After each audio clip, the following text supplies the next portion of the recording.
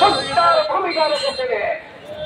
আজকে আজহারুল ইসলামকে ষড়যন্ত্র করে তাকে জেলে এখনো আটকে রাখা হয়েছে। আমরা দেখেছি পত্র পত্রিকায় এসেছে, আমাদের কাছে চিঠি এসেছে, সকল রাজনৈতিক মামলা প্রত্যাহার করা হবে, প্রত্যাহার হয়েছে। কিন্তু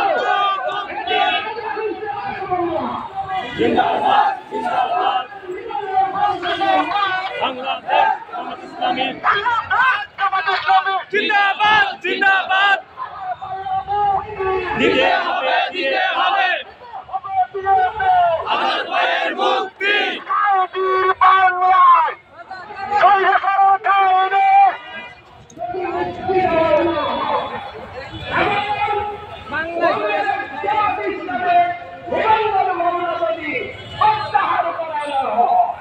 তাহলে এই দেশের জনগণ আপনাদের